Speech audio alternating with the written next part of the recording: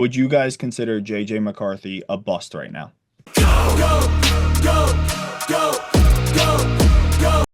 What's going on, everybody? Welcome back to Goat Talk. We have an interesting few topics today. We got to recap the insane Hall of Fame game that happened last week. There's some news with the Minnesota Vikings that Sal will hopefully be joining us for. There's some news with the Buffalo Bills we got to talk about. Just some news all around the NFL, as well as some NBA, as we're getting some schedule releases now with opening night and Christmas Day.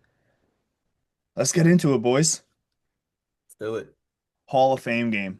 I feel like we got to start with that. Greg's bald bet did hit. So we are starting the NFL season 1-0 on bald bets. 1-0, 1-0.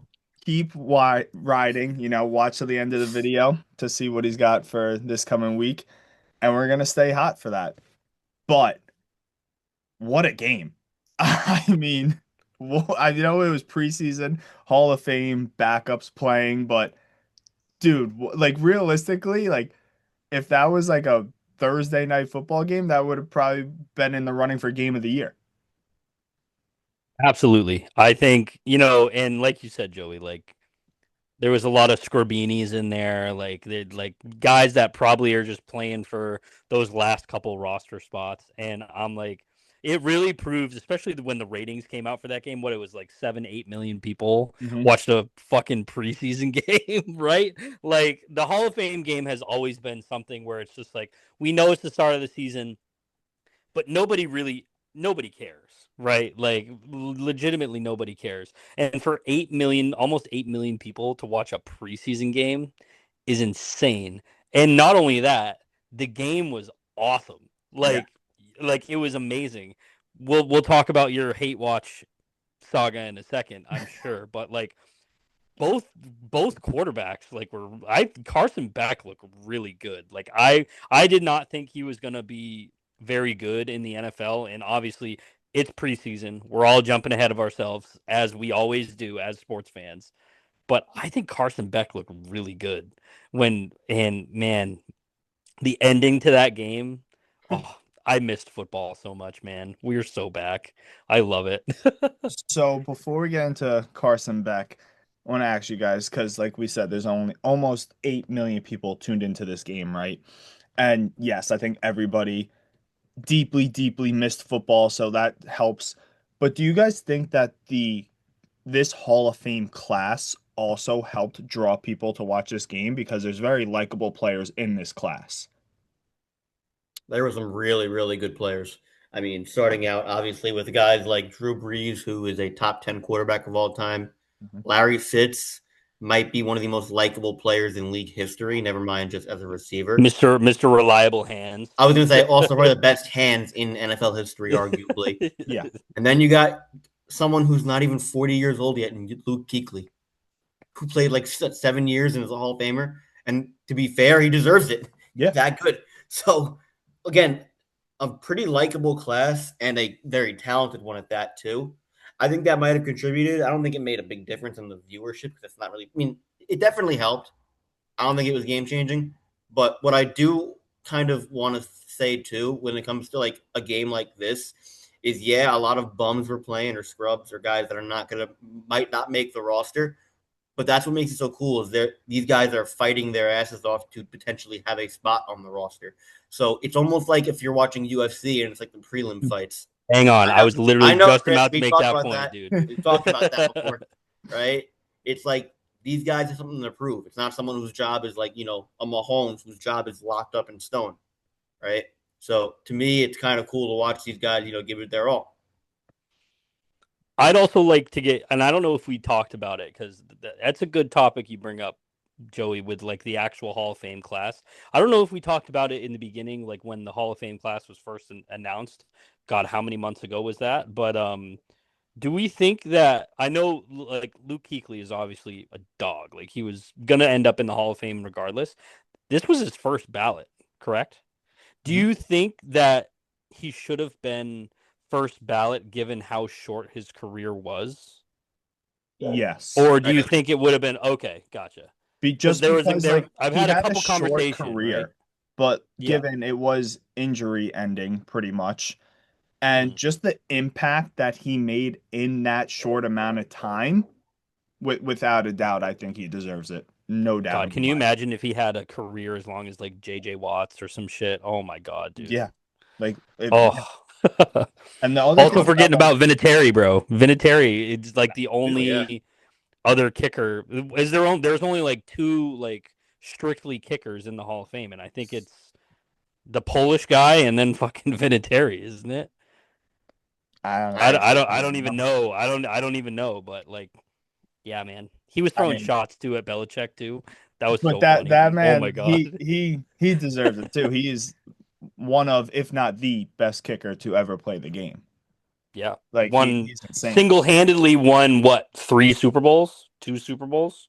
Single-handedly, right? Like without Vinatieri, Brady wouldn't have at least two. yeah. So like And then he's won talking two like about on his own. yeah, and then I know Greg brought up Larry Fitz, one of the most likable Ugh. players of all time, the best, one of the best hands of all times. The thing with Larry Fitz, like whenever he's brought up, the like always the same stat pops into my head. This man had more tackles than drop passes throughout his entire career. Like, what I are didn't we know I knew that. it doing? was That's coming. It's insane. That's so dude, It's for a dumb for insane. wide that. receiver, that's unheard of. Yeah. It's like that stupid Mariano Rivera stat. Like more The people have moon one, walked on the moon than have scored an earned run against Mario. one I'm of like, my what the? That favorites. makes no fucking sense, right? And what to your point, Joey? Like you're a wide receiver. Like if you're like, I don't really know how like the scoring is judged in like football, like compared to like baseball, like what defines an error and shit like that. But if the ball is, he's kind of like one of those dudes where you're just like, fuck it, Larry's down there somewhere. And literally 90, probably 98% of the time, he's going to catch the ball. And I think obviously he had Kurt Warner, like he played with Kurt Warner, right? Yeah. Yeah, That was that is like the the only. that That's was like the the. end of Kurt's career. Then that was the only good Yeah. QB he's had. I feel like too.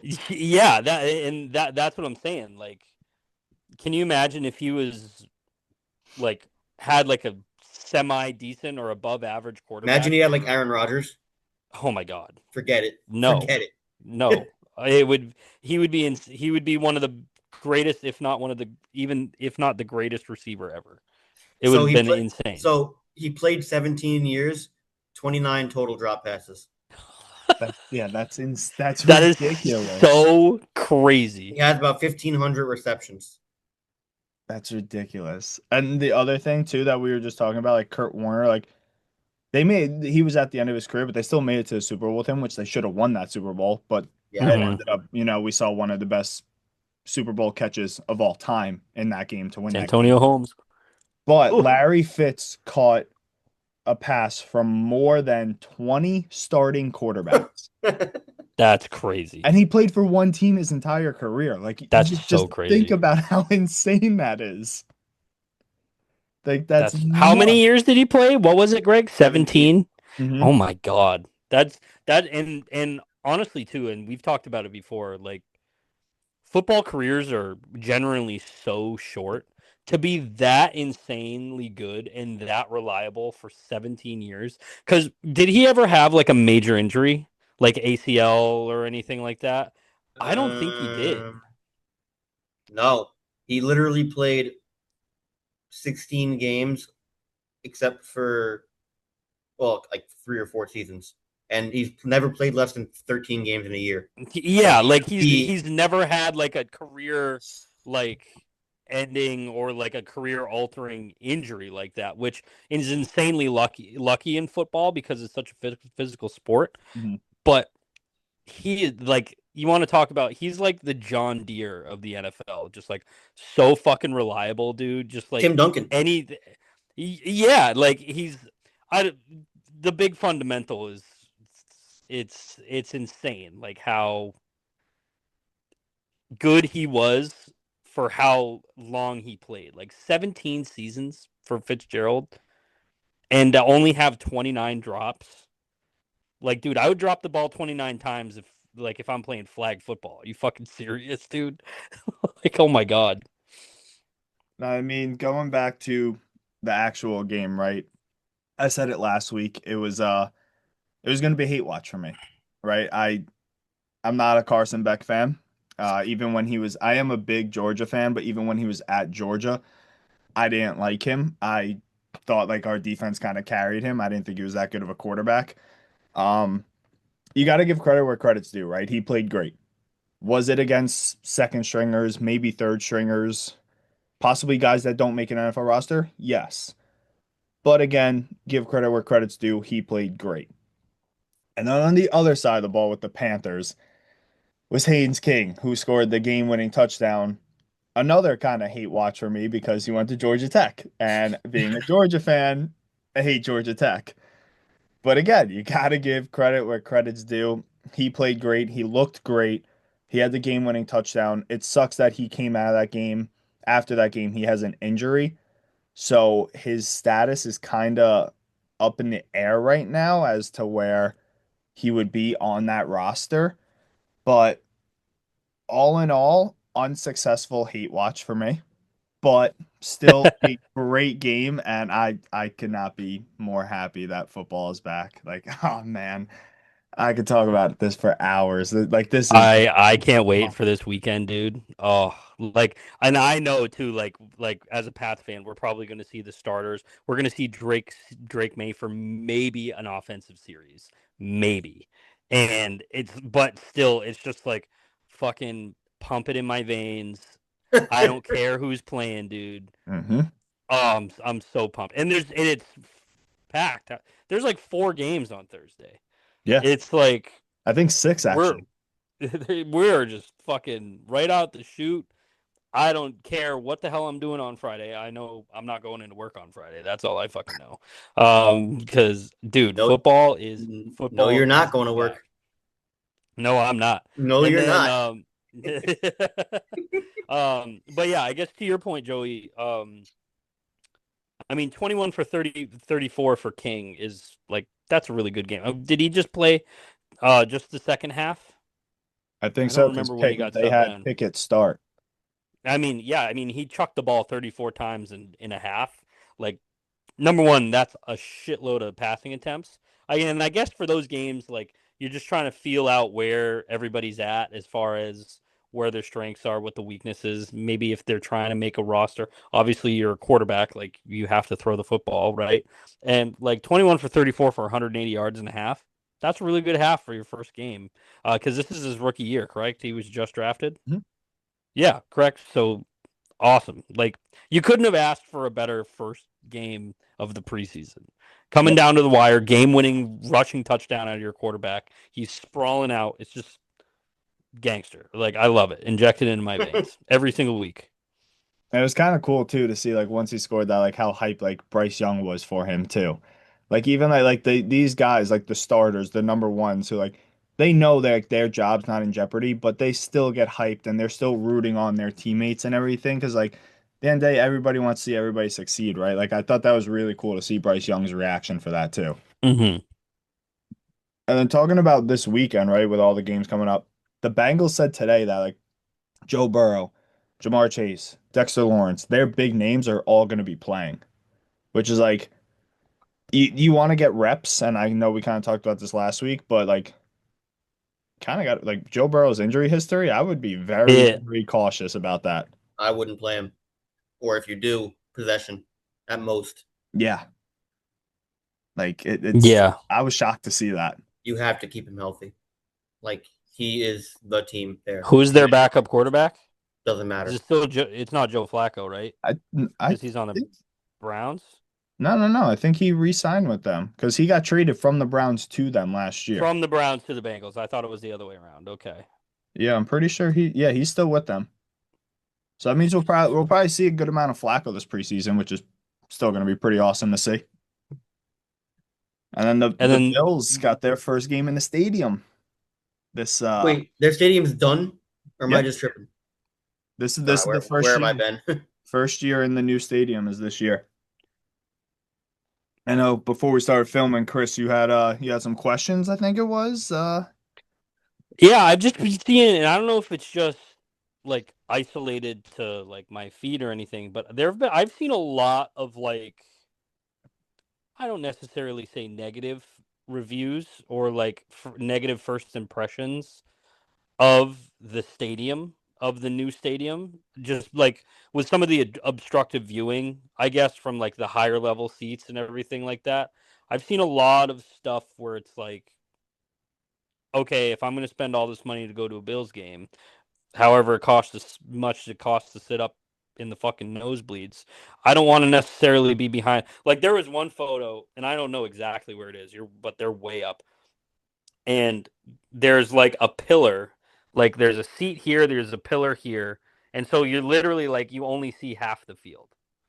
Like you literally have to like lean around it in order to see it. Again, I don't know exactly the layout and everything. It's such a new stadium, and obviously we'll get a, a decent glimpse, and fans will get a decent glimpse at it. But from what I've seen, I'm just like, holy crap! Like people are so it's the internet also. Like people are just going to be negative on the internet. Anything new, like I didn't necessarily think. I thought the old Buffalo State. I don't know what's the name of the old stadium. I mean, to me, it's always the Ralph, but technically, Yeah, when they got destroyed, it was Highmark Stadium. Highmark Stadium. That's what it was. That has always, I thought, especially as a Patriots fan, is such an intimidating place to play. And so I'm just like, it's kind of like, again, not the same realm of success or anything really, but like it's like the old Yankee Stadium to me. Like I know you want to stay up with the times, get a new stadium and everything like that. There was nothing more intimidating as a Red Sox fan than going into the old Yankee Stadium. It's there's just something about it that just it hits different. So I'd be interested to see what happens because when did the Bills play Thursday? Saturday. Saturday. So I'd be interested to see if anything comes out about it could again it could just be an isolated thing on my end just because I'm a Patriots fan and I have a ton of Patriots accounts on fucking social media. Um, but I don't know. It's going to be interested to see how that correlates and how that goes throughout the rest of the season. Yeah, and I think like realistically, like you said, it's the internet, so people are always going to be negative about People are always something. going to complain about something. It's just the way Yeah. it And is. I kind of think like with football stadiums, especially like new stadiums, old stadiums, whatever the case may be, like you're always going to have an obstructed view from somewhere. Yeah. The thing that I was seeing a lot too was people were complaining about the video boards being like small for like a new Yep. stadium. Like they Hmm. were small video boards. To me though, like if you're at the game, why does that matter? Like you know what I mean? Like if you're at the game, why does the video board size matter? I I guess guess if it's you're up in like the where higher you're sitting. ups, yeah, like that kind of makes sense. But like every time I've gone to the Bills game and whatnot, realistically, the only time I've looked at the video board was like halftime because I'm looking at like other scores throughout the league and highlights and basically checking my fantasy teams. So I don't really think that's that big of a deal.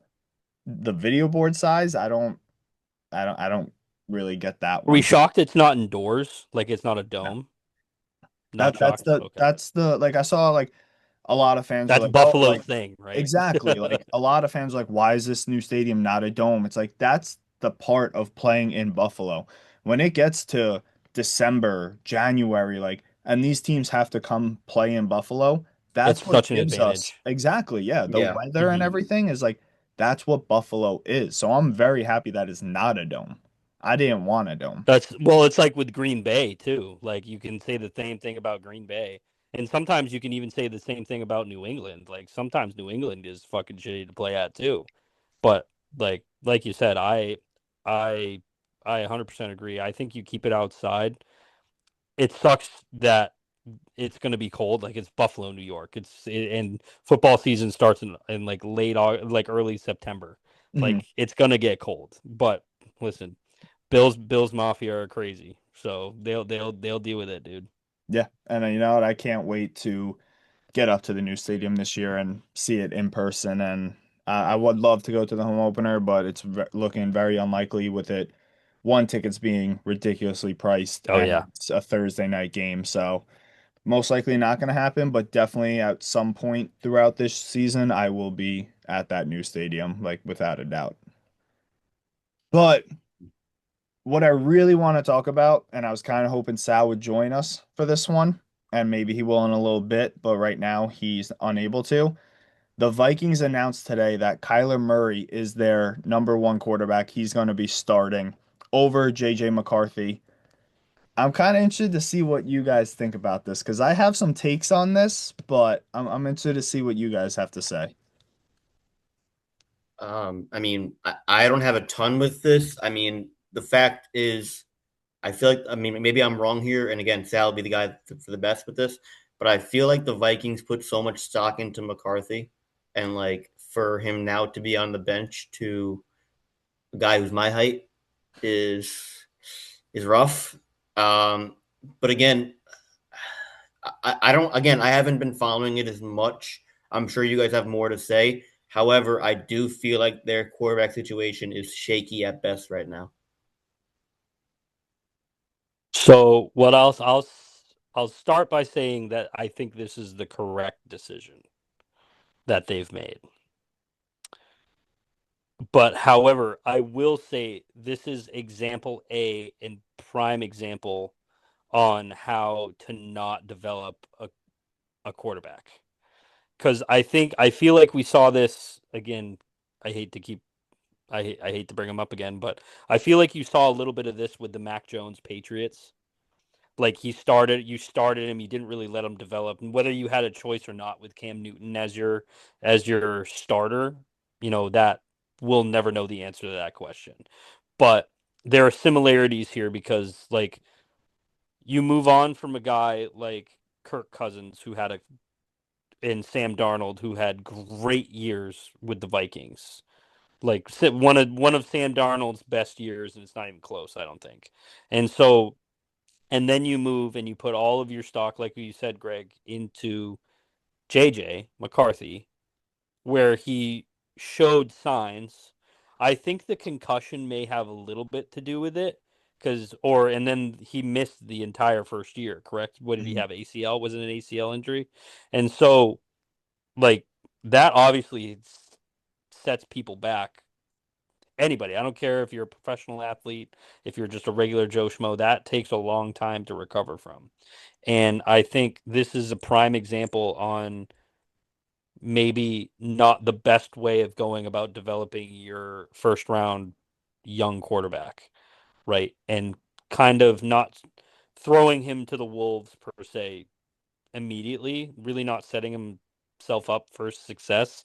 Granted, a lot of them are mistakes on his end, but you also have to think how old is he? How old is JJ McCarthy? Like 23, 24? Gotta be. If that, right? Like the dude's frontal lobe is barely developed. Shit, mine's barely fucking developed, and I'm 28. So it's like, Yeah, and he's you're asking him to 23. go out there and become a professional quarterback and making a ton of money and carry a franchise, pretty much. Because again, Sal can speak about the depth of the roster and everything like that. But besides JJ and like a couple other dudes that are escaping me, I don't really think he's set up for a whole lot of success off the bat. That being said, I do think this is the right decision because I think Kyler is the better quarterback when healthy. It's more proven. It's but I agree with you, Greg. That is very like if Kyler has a bad game, I wouldn't be shocked if the next game like JJ starts. You know what I'm saying? Like I feel like we could get a ton of that back and forth all year, all Like a season platoon. long with him. Yeah, exactly. Like, and who's their super backup? Is it still the kid from UNH? Their Oh, third. we gotta root for him. Yeah, and so it's like I don't know. It's going to be interesting to see how that whole situation. It's going to be interesting to see what happens with Justin Jefferson, right? Like, because I know Kyler could get him the ball in theory, but I don't know. It's going to be very interesting to see how that quarterback room and just that roster in general kind of shapes and the game plan shapes around who's available, who's not, and honestly who performs. Because we've also seen Kyler Murray suck too, like in Arizona. Like we've definitely seen both sides of the same coin, right? So I don't know. It's going to be very interesting. Yeah, I mean, I think that the Vikings did make the right call to start the season. I think Kyler is your better quarterback. I think he should be the number one, especially signing him to like I think it was like a vet minimum with Arizona still paying some of his salary. I think that's why you brought him in to be your starting quarterback. So I do agree with that. The whole JJ situation is a little interesting because maybe he wasn't able to develop and everything. I never really thought he was that good of a quarterback coming out of college. What pick He was won. he? What? Well, do you know how high was he picked? Number 10. He was a he was number 10, Number right? 10. Yeah. Jeez, that's crazy. Like he won a national championship with Michigan, but given like they had the best defense in college Yeah, football look at that his year. team. And well, yeah, they had the best defense in college football that year, and they also had the best running back in college football that year, and Blake Corum. Like Blake Corum had an insane year. Like JJ really didn't have to throw the ball in that national championship at all. Like so to me, I was never a big fan of him. So for him to go number 10, I was pretty surprised. So now he's going into his third year, right? His whole rookie year he missed to injury. He's going into his third year. He's only started 10 games in that career. He's won 6 of them, I believe. He's won 6 out of 10 games, so he's got a 6-4 record. But I think his TDs to interceptions is like 10 TDs to 12 interceptions, something like that. There he didn't win the football games. Yes. Right. Like So we could pretty much say he's not the one who won those football games. yeah, so being a number 10 overall pick, going into your third year, only starting 10 games. Would you guys consider JJ McCarthy a bust right now? You got to see one. I got to see one more year first to be make that true judgment. However, if he, Are we gonna get it though? That's the thing. we don't Like know, but at the same time, it might take a while to. I mean, for example, look at the guys. I mean, this is obviously a bad comp, but look at the Sam Darnold from the Jets, for example, was not very good to start off his career. Granted, it's the Jets' fault, but still, and he left them and became great. Do I think that's going to happen? Not necessarily. It could, but at the same time, I think it's still too small of a sample size to officially declare him a bust. However, he needs to turn it around soon because as of right now, it's not looking great. I think what I brought up earlier, like the whole Mac Jones thing with New England. Like he leaves New England, he goes to Carolina, really doesn't I think was it Carolina? I think Or so. was it Jackson? I think it was Carolina. And I think it was like, all right, he's your backup, right? He'll play some series. Then he goes to San Fran, and then Brock Purdy gets injured. You have to throw him in there, and he kept that team together. I think he had a great year last year as a Yeah. backup, and so I can kind of see that happening to JJ a little bit.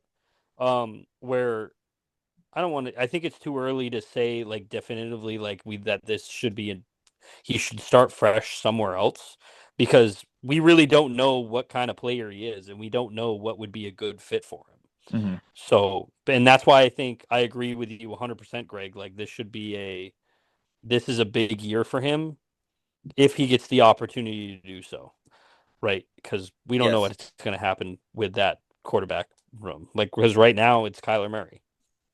And like this Who the whole fuck knows? situation also like reminds me of like the Colts, right, with Anthony Richardson.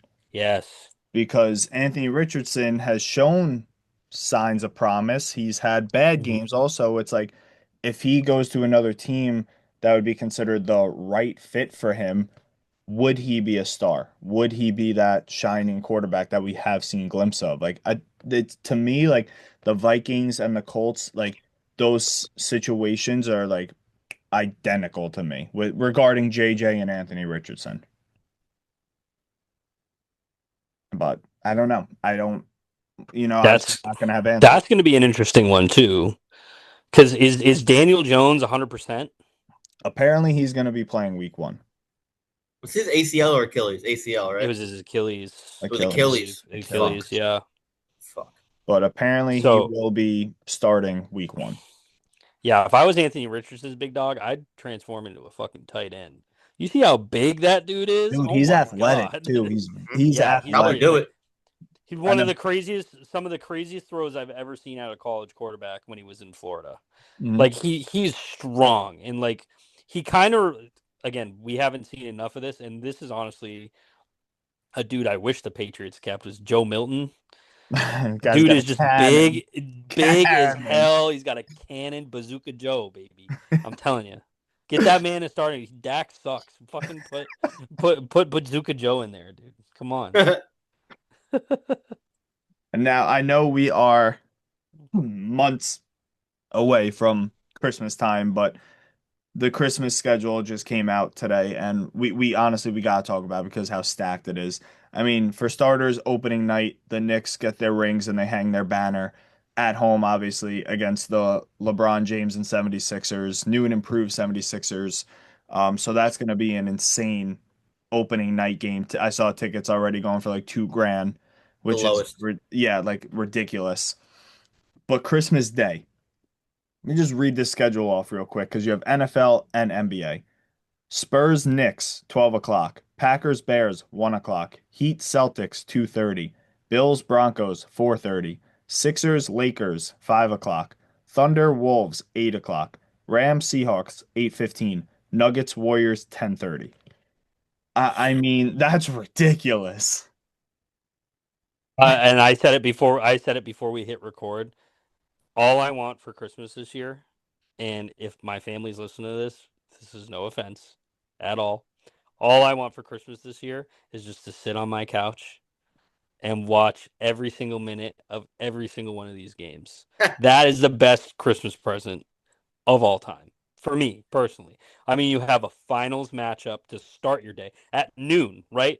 Mhm. Like people are just finishing up wrapping presents, having drinks, whatever, however the hell you celebrate that day, right? Then we go into Bears Packers, which is always a heated ass Mhm. game. It's always intense. These Celtics Heat, like you said, Joey, could be some bad blood there with the whole Giannis thing. Who the hell knows? I don't think it's going to be that close of a game, but that's just me being biased. Bills Broncos is going to be a banger.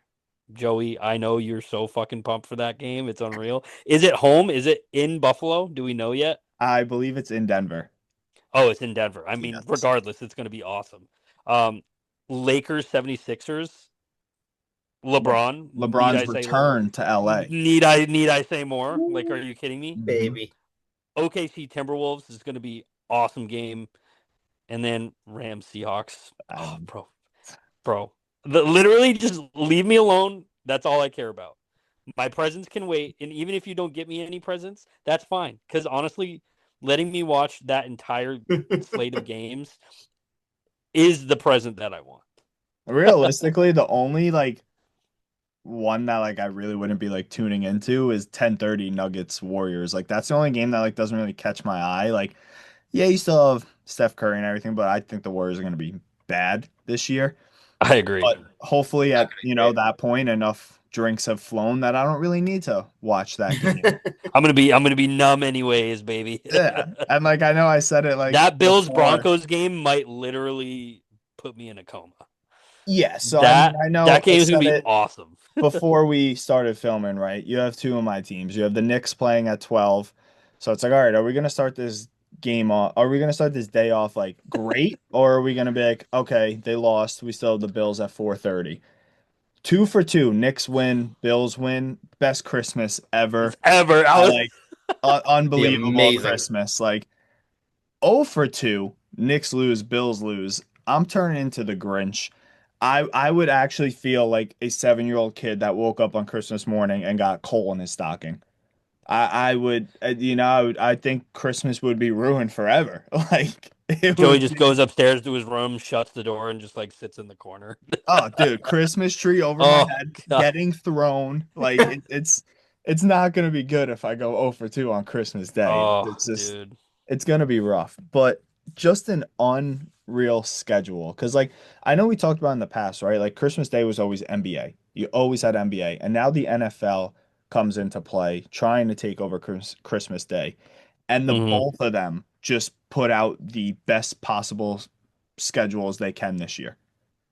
Like I actually cannot. I'm saying it right now that I can't wait for this day. The day after Christmas, we'll talk about that months later, see how I'm feeling. But as of right now, I cannot wait to just It's just an unreal schedule. I can't say it enough. I will say this though, and I don't care if I get slack for this. Christmas in my mind is always a NBA holiday. However, Thanksgiving to me is always an NFL holiday, Yes. always, and Fourth of July is always a baseball holiday. Yeah. So just kind of wanted to put my 2 cents in there. When you think of those holidays, besides the actual holiday itself, that's what I look forward to with those specific sports. However, I am not going to sit here and say I'm mad that the NFL loaded the games up on Christmas Day. I'm still fucking stoked for that. So that's Yeah. not a bad thing. So I I would honestly be Yeah. think it's like I think it is better. Not the NFL being better on Christmas Day than NBA. I think it's better that we have both now. Because now it's like, all right, you got a 12 o'clock basketball game. I don't have to wait till 4:30 to watch another game. You got the NFL to fill that void of time. So like now it's just back to back to back to back to back. And Like, it's not even necessarily like a filler game either. Like yeah. all of those NFL games are insane matchups. yeah. Like they're going to be tight games, potentially super high scoring games. Hmm. Like it's not like we're just going to be like, oh, we have just like a fill episode or whatever like that, and whatever sitcom that everybody watches. These are banger fucking games, and also the NBA games. I mean, I can see how the Nuggets Warriors game could be the least interesting Hmm. of the whole slate, just because given where the Warriors will be at, where even the Nuggets will be at in that regard. But still, like like you said, Greg, I'm not fucking If complaining. that's the Like worst at game we all. get, we're doing okay. Yeah, If They that's exactly. the gave the worst, people what they Exactly. wanted. if that's They the worst gave the game, we people have what a they hell of a wanted. day. Yeah. Yeah, exactly. Literally. That especially like the NFL games, like, right? Like, especially like because you're Christmas time. So you're getting till late December. All three of those games could be heavy playoff implication games. They probably will Especially be. with the Packers Bears division and then Rams Seahawks division. Like those are huge, huge games. Late in the season too. Dude, I can't wait. But Rivalry games. we're 1-0 on the NFL season with the bald bet. Greg, are we gonna go 2-0? Are we gonna pace away from football this week? What do we got for the bald bet this week? Well, we're staying with football. Love it. Don't You you worry. goddamn right. You And goddamn we're right. staying with again. I know how important last week's game was, and I'm so glad I got it right because for me it was life or death. This is another one, and this is the one I'm taking personally right now because on Friday my Jets play a game against the Tampa Bay Buccaneers. Oh no. Oh yeah, and who do I have winning that game? Betting against the Jets is always the right move. But fuck that. Give me the Jets over the Buccaneers, baby. Oh, no. We're going 2-0. I don't care what you say. Listen, the Jets can do it. They can pull off this and make history by actually winning a game before History. the season starts. Well, they'll almost match their season wins from last year. Having said Uh, The fellas that are listening to this podcast, smash it, dude. Absolutely smash the Jets. hey, You have to. these Jets are on rocket fuel right now. They are going to take off. They are going to kill with who's our quarterback again? It doesn't matter. We're going to win. Geno Smith. Oh, Geno Smith. if he Dude, well, even I saw a thing. plays, I saw a story today. There might not be anybody left in Jets camp after after preseason. I saw a story today that there were two fights. Uh, Geno Smith threw three interceptions, and then one player had to be taken off in an ambulance. So yeah. there might not even be hey, I teams to believe. I play. believe. Well, it was a joint practice. Again, was it a joint practice with the Yeah. Bucks? I don't remember what team it was, but it was a joint practice. I know that. I forgot what team it Yeah. was. I mean, yeah. But I mean, I what time is that game on? Is that seven That is o'clock on Friday? on at 7 o'clock on NFL Network on Friday. Oh, dude, Greg, you know what we're watching this weekend? Mm-hmm. Maybe we should do a live stream there, Chris. Oh my God, that'd be no! sick.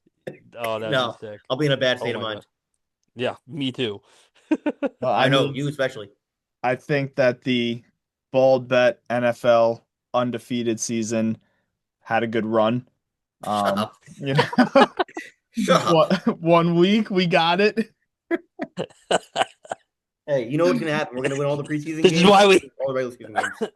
this is why we have preseason though. We work out the kinks. It's true. You know, Betting the Jets is we more than a find kick. what works, what doesn't, and like Greg even said it before he placed the bet. You don't bet for the Jets, like you don't, That's for you me. don't. But this week, we're riding it. Let's ride. Let's ride. All right, everybody. That's going to do it for this episode. Appreciate you tuning in, showing support nonstop. Come back next week as we talk more football. We'll break down week 1 of the NFL preseason. We'll recap Greg's bald bet and see what the outcome was. Are we going to be 2-0 to start the year? Are we going to be 1-1? We'll find out next week. Go Bills.